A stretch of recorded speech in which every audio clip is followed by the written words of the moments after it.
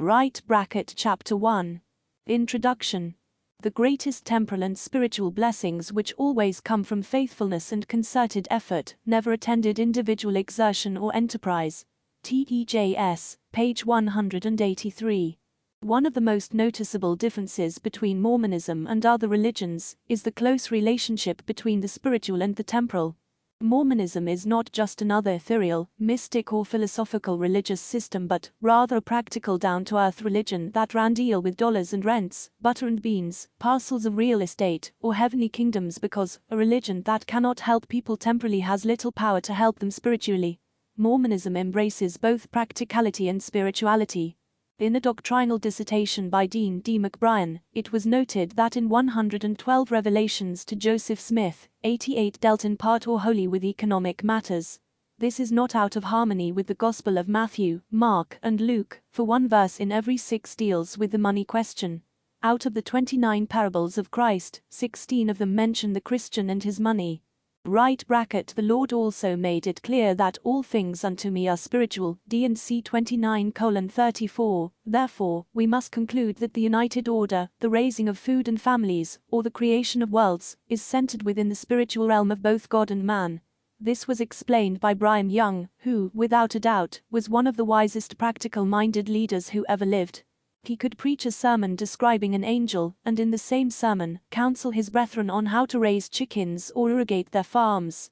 He said, "We cannot talk about spiritual things without connecting with them temporal things, neither can we talk about temporal things without connecting spiritual things with them. They are inseparably connected." JD 10:329. Men of every class, from wild aborigines to the most sophisticated educators, have sought for better methods of economically and politically regulating society. Billions of dollars, and as many lives, have been spent in the struggle to reach a fair and prosperous commonwealth. Yet history is a continual record of wars, depressions, crime and injustice. Even with all the vast riches and technology, the nations of the world today are in a worse financial and moral condition than ever before, because of the inequality of wealth. Men must first understand their purpose in life, rather than seeking for the pleasure of wealth and luxury. Indeed, the reason for mortality is a test to see if man will adopt God's laws in his temporal affairs. Right bracket The scriptures direct men to look for a holy city and a new nation, much superior to all others. God has not been unmindful nor negligent in directing men in how to achieve this society. In fact, he has revealed a preponderant number of laws, principles and ordinances for achieving such a civilization. In man's search for a utopian society, where everyone had sufficient for their needs, many socialistic and cooperative efforts under many different names have been attempted. Throughout the centuries, only a few ever tasted success. In the study of the economic doctrines of Mormonism, there have been 4 basic programs designed to alleviate this age-old problem. There have been tithing, cooperatives, united orders, and consecrations. Tithing called for 1/10 to be donated from out of the annual increase of their production. Cooperatives of various kinds attempted to bring some equalization through stocks, shareholding, and trading. An assortment of rules and bylaws were adopted by many different united orders, in an attempt to make a fair distribution of wealth.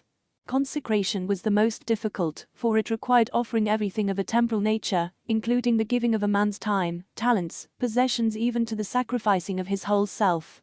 The success of any of these systems could only be achieved by believing and understanding 1. That the earth and all thereon is the Lord's. 2. That all men are the children of God. 3. That every man is a free agent. 4. That the responsibility of government should rest primarily with each individual. Right bracket One of the main functions of the United Order is to utilize the abilities of everyone, including the weak, the poor and the unemployed.